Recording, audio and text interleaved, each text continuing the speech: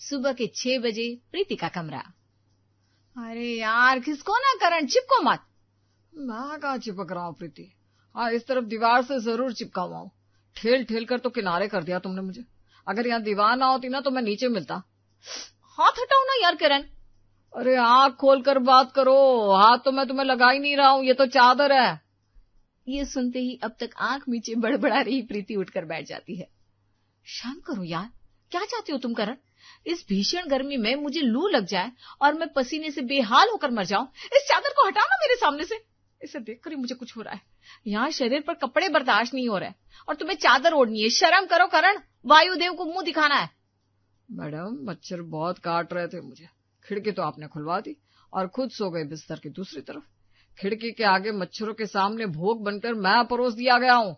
सारे मच्छर मेरे कान में आकर भिन भिन भिन भिन कर रहे हैं और मेरे पैरों में आकर अपना मुंह छुपा रहे थे। ये इतने मच्छर मुझसे बर्दाश्त नहीं हो रहे थे, इसीलिए चादर निकालकर ओढ़ लिया मैंने। अरे चुप करो ना, इतनी सुबह तब क्यों बोलना है तुम्हें? मुझे सच में बहुत चिड़चिड़ी मच रही है। सुबह के 4 बजे अपनी बीवी से बहस करण बर्दाश्त नहीं कर पा रहा था। वो चादर हटाकर बेड के नीचे साइड में रख देता है और एक मच्छर वाली अगरबत्ती जलाकर खिड़की के साइड में फंसा देता है। जैसे जैसे धुआं कमरे में फैलना शुरू होता है, मच्छर बेहोश होकर गिरने लगते हैं। करण, मुझे कुछ हो रहा है, मुझे सांस नहीं आ रही। ये महक कहाँ से आ रही है करण? मच्छर की अगरबत्ती जलाई है। इतना भी कोई धुआं तो फैल नहीं गया कमरे में, खिड़की भी खुली है। क्यों बौखला रही हो तुम? परेशान करके रख दिया तुमने मुझे यहाँ। मेरी तकलीफ कोई समझता ही नहीं, औरत होना ही गुनाह है। नींद ना पूरी होने पर लोग चिड़चिड़े हो ही जाते हैं। प्रीति अपना तकिया लेकर हॉल में आ जाती है और देखती है कि उसकी सास और ससुर ऑलरेडी हॉल में बैठे हुए हैं और सोफे पर सोया हुआ है उसका देवर। राज, मम्मी जी, पापा जी, क्या बात है? सब यहाँ सब ठीक तो है ना? अरे क्या ठीक होगा बहू, इतनी गर्मी है, कमरे में सोया नहीं जा रहा। तेरी सास को तो अकबकी मचने लगे तो हम दोनों बाहर आ गए। देखा तो राज पहले से ही यहाँ सो रहा है, अब तू भी आ गई। हाँ, गर्मी तो बहुत हो रही है पापा जी। प्रीति भी सोफे का सिरहाना लेकर एक तरफ लेट जाती है 2 घंटे बाद। इतनी आवाजें कहाँ से आ रही है? देखे तो कोई है क्या दरवाजे पर? आवाजें तो मुझे भी आ रही है, लगता है किसी के यहाँ मेहमान आया। आणवी कल कह रही थी कि उससे देखने लड़के वाले आने वाले हैं। मतलब वो सच कह रही थी, कहीं वो लोग तो नहीं आ गए? नहीं नहीं आणवी, यू आर माइन। राज हड़बड़ाकर उठता है और दरवाजा खोलता है। आज मोहल्ले में इतनी सुबह ऐसी भीड़ थी जो अक्सर दिखाई नहीं देती थी।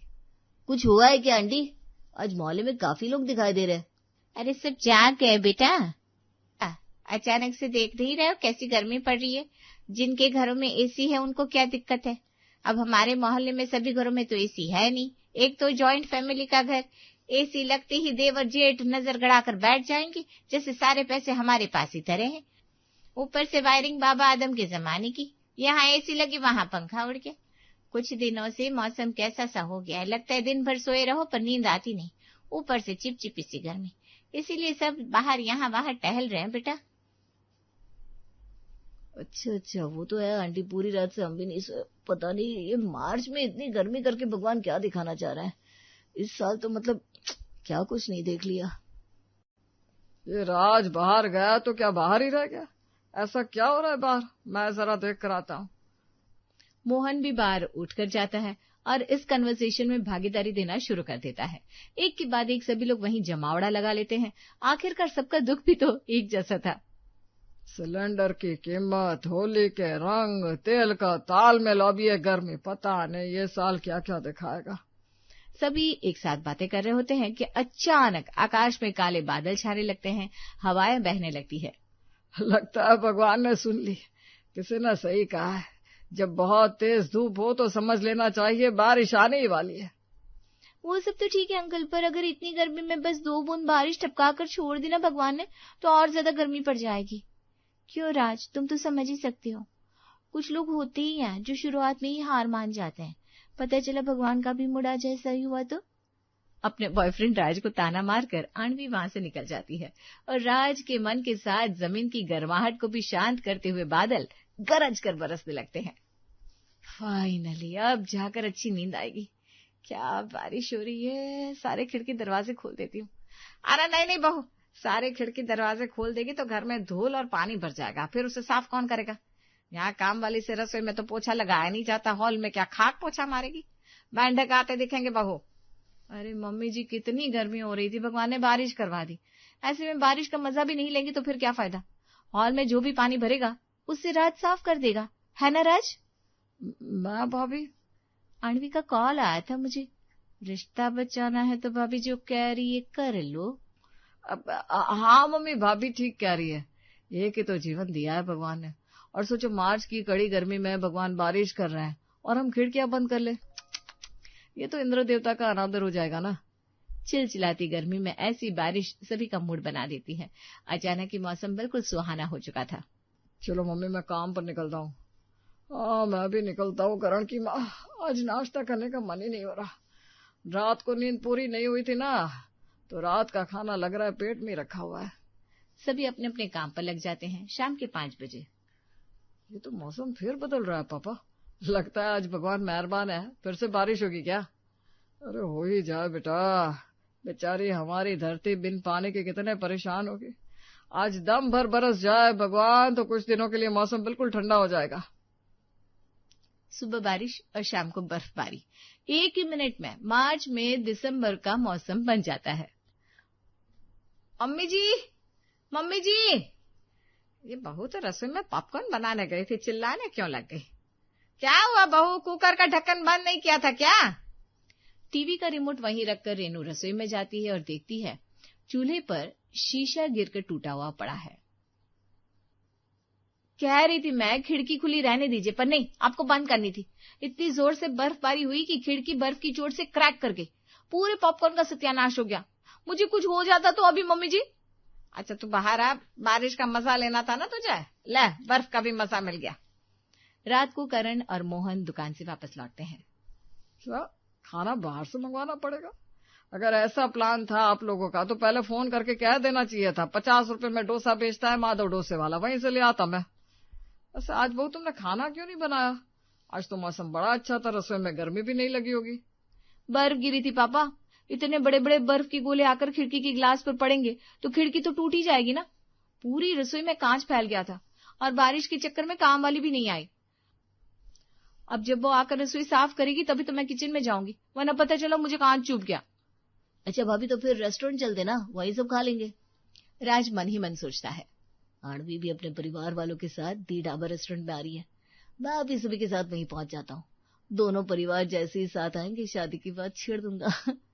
अरे नहीं नहीं, मेरे शरीर में ताकत नहीं है, ऑनलाइन कुछ भी मंगवा लो। राज तो एक काम कर, बाइक से जाकर पास वाले ढाबे से कुछ रोटियां और 1-2 सब्जी लेकर आ जा, वही खाकर सो जाएंगे।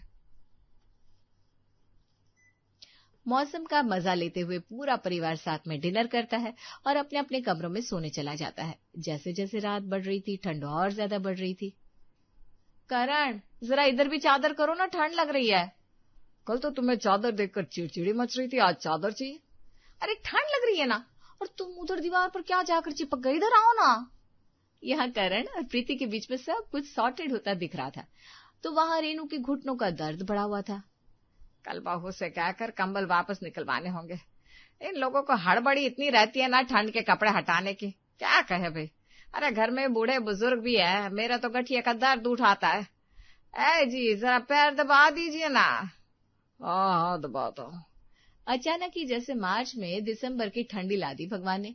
एक ही दिन में मौसम में इतना बदलाव, पर अगली सुबह ऐसी चिलचिलाती धूप के साथ होती है कि आंखों में अंधियारा छा जाए। हे भगवान, इतनी ज्यादा चिलचिलाती धूप, ऐसा लग रहा है मानो सूरज अभी नहाकर उतरा हो। गलती करती छत पर आकर मैंने कपड़े नीचे बालकनी में सुखा देने चाहिए था। धूप से बचती हुई प्रीति भागती हुई सीढ़ियों से नीचे आती है। ये आजकल ना ये लोग जो एसी वगैरह यूज करने लग गए ना पापा जी, ये सब उसी के कारण है। मौसम ऐसे बदल रहा है। मेरी दादी कहा करती थी, एक दिन ऐसा आएगा कि दिन में चांद उगेगा और रात को सूरज। सब कलयुग का कर्म है, लोग काम ही ऐसे कर रहे हैं तो कुदरत भी तो भाई अपना गुस्सा दिखाएगी। धूप ज्यादा लग रही है, छाता निकाल देना जरा। छाते के बिना निकला तो पता चला मैं भस्म हो गया। बारिश के बाद अचानक की धूप ऐसी तेज थी कि सभी को मार्च के महीने में छाता लेकर निकलना पड़ रहा था। शाम के 4 बजे धीरे धीरे धूप ढलनी शुरू हो जाती है। आज तो सुबह से कस्टमर के दर्शन ही होने दुर्लभ हो गए। हाँ पापा, धूप जो इतनी थी, अब आएंगे कस्टमर, मौसम ठीक हो गया ना। मैं जरा बाहर से चक्कर लगा कर आता हूँ पापा। करण दुकान के बाहर पैर रखता ही है कि बाहर खड़ा मैनिक्विन हवा के झोंके से गिर जाता है। ये लो, अब फिर बारिश का मौसम बन गया। सुबह से एक कस्टमर नहीं था। अब इतनी कीचड़ हो जाएगी बाहर कि जो आने वाले होंगे वो भी नहीं आएंगे। पूरा दिन बेकार जाएगा आज तो। और बस मौसम का पैटर्न कुछ ऐसा ही बन जाता है। सुबह कड़ाके की धूप और शाम को तेज बारिश। मौसम का इस तरह बदलने का असर लोगों के मूड पर भी साफ दिख रहा था। इस तरह सभी के सामने टोकना मुझे अच्छा नहीं लग रहा मोहन भैया, पर मेंटेनेंस का चेक आपका आया नहीं है और रुपेश तुम्हारा भी। बाकी खर्चे तो हो जाते हैं, पर ये सोसाइटी के चेक के वक्त ही याददाश्त में कमी आने लगती है। याददाश्त तो मैं तेरी ठीक करूंगा। बिल्कुल ठीक है अंकल जी। ये कौन सा तरीका वो बोलने का सेक्रेटरी साहब? बोलिए मत, आपको सेक्रेटरी हम लोगों ने चुना है। अब आप सभी बताइए, कहाँ से दे मेंटेनेंस का चेक? खुद को बेच के दे क्या? दुकान खुल कहाँ पा रही है? दुकान खुल गई तो ग्राहक नहीं आ रहा है। मौसम नहीं देख रहे हो क्या अंकल जी? बात तो बिल्कुल सही कही रुपेश तूने। जब कस्टमर के आने का वक्त होता है तब तो ये करमजली बारिश हो जाती है। बोलना तो नहीं चाहती थी सेक्रेटरी अंकल, पर सभी के बीच में इस तरह किसी को मेंटेनेंस चेक के लिए टोकना, वो भी ऐसे खानदानी लोगों को, मुझे तो ठीक नहीं लगा। आप सब बताइए, ऐसी प्रॉब्लम तो किसी के साथ भी हो सकती है ना। इस सोसाइटी में तो कितने सारे बिजनेसमैन हैं। कल को भगवान न करे दुकानें बंद हो गई, फिर तो सेक्रेटरी साहब पेट के अंदर हाथ डालकर पैसे निकालने की बात कह देंगे। क्या? यू नेवर नो, मैंने तो इंस्टाग्राम पर ही रील देखी। ये बारिश भी नकली है, ये साजिश है किसी की। आणवी बिल्कुल ठीक कह रही है। यहाँ जिंदगी पर बनाई है और आपको मेंटेनेंस की चेक की पड़ी है सेक्रेटरी साहब। अभी तो विषय ये है कि सिलेंडर घर पर कैसे आए, गाड़ी में तेल कैसे डले। ऐसे में मेंटेनेंस लेकर आप सोसाइटी में करेंगे क्या? अपनी बीवी को सोने का हार दिलवाएंगे क्या? सही कह रही हो रीटा। वैसे भी सोसाइटी में मेंटेनेंस जैसे दिखता है क्या कुछ? और इतने प्रॉब्लम्स की बात, अब ये मौसम की करवट, ये तो मैंने न्यूज में देखा। ये नकली बादल है और इस बादल के पानी का 2 बूंद भी किसी के शरीर पर पड़ गई ना फिर तो। क्या कहा आंटी? ऐसा कुछ तो मैंने नहीं सुना। वैसे अगर ये पानी शरीर पर पड़ गया तो क्या होगा? इन्फेक्शन, बीमारी और पता नहीं क्या क्या बेटा। ये सारी ना साजिश है।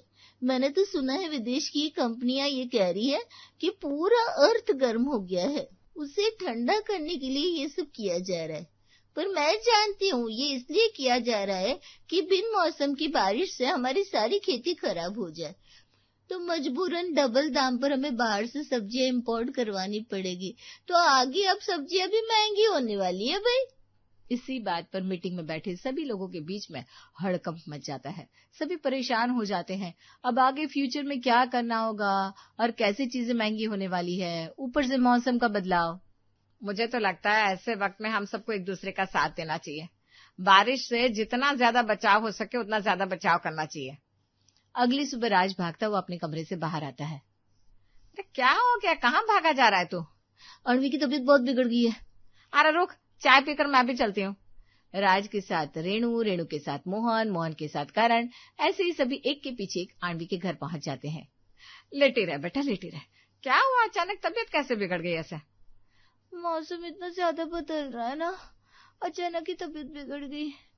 मेरी क्या, मेरे साथ मम्मी पापा की भी तबीयत खराब है। मुझे भी अच्छा नहीं लग रहा है पापा जी। अचानक तो बारिश के कारण शरीर बहुत टूट रहा है मेरा। आज खाना मम्मी जी से ही बनवा लीजिएगा। मैं क्यों? तबीयत तो मेरी भी ठीक नहीं लग रही है। वही तो पापा, आजकल जीवन का भरोसा ही कहाँ बचा है।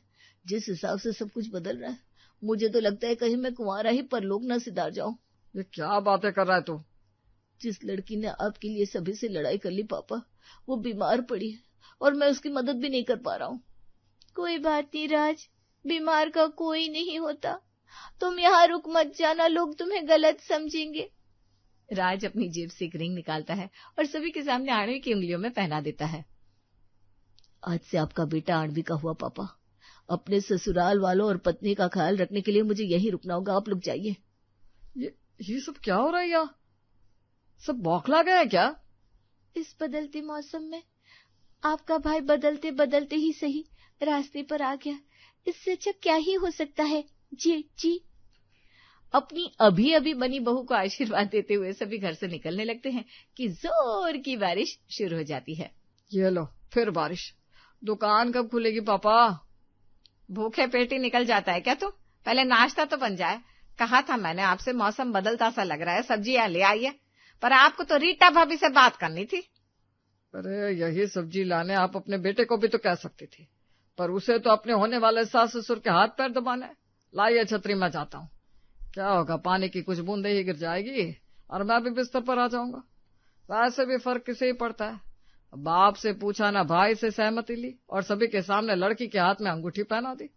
ऐसे होने लग गई क्या सगाइया? फिर तो पता चला कल ये ब्याह कर ही आ जाएगा। प्लीज पापा जी धीरे बोलिए, मेरे सर में दर्द हो रहा है। कैसा ये मौसम, मुझे अच्छा ही नहीं लग रहा है। सुबह धूप से बचने के लिए गमछा, शाम को बारिश से बचने के लिए छतरी और रात को ठंड से बचने के लिए रजाई। एक ही मौसम में सभी मौसम का मजा देशवासियों को आ चुका था और फैल रही थी फेक न्यूज के चक्कर में सभी मार्केट वाले चीजों के दाम बढ़ा रहे हैं ये बात। ये क्या पापा जी, सिर्फ आलू से क्या बनाऊं, टिकिया? और कुछ भी तो नहीं बन सकता बेटा। ऐसा आलू की सब्जी बना सकती है तू, क्योंकि बाकी सब्जियां 400-500 रुपए किलो बिक रही है इस मौसम के कारण। अब पता नहीं और क्या क्या करना, देखना पड़ेगा। मम्मी जी मुझे आपसे कुछ कहना है। मैं काम नहीं करने वाली। मम्मी जी मुझे अंदाजा नहीं था कि मैं इन हालातों में प्रेग्नेंट हो जाऊंगी। मेरा बच्चा अगर हुआ और उसे कोई इन्फेक्शन हो गया या कुछ, तो आगे पता नहीं क्या होगा। मुझे बहुत घबराहट हो रही है। पूरा परिवार इस न्यूज को सुनते ही घबरा जाता है। बाहर की महंगाई, ससुराल पर कुदरती कहर सभी की फिक्र का कारण था। तभी बाहर से एक सरकारी गाड़ी गुजरती है। मौसम में बदलाव का कारण विदेशी योजनाएं, दुकान बंद होने का डर और सिलेंडर की अनुपस्थिति, सब जल्द ही समाप्त होने वाला है। ये बारिश प्राकृतिक है। क्लाउड सीडिंग और बाकी झूठी अफवाहों पर बिल्कुल भी ध्यान न दे। सरकार के नियमित रेट से अगर किसी भी दुकानदार ने ग्राहकों से ज्यादा पैसे लिए तो उसका लाइसेंस कैंसिल कर दिया जाएगा। सिलेंडर की किल्लत डोमेस्टिक यूज वालों के लिए नहीं है, तो बेकार में झूठी अफवाहों पर ध्यान न दे। धन्यवाद।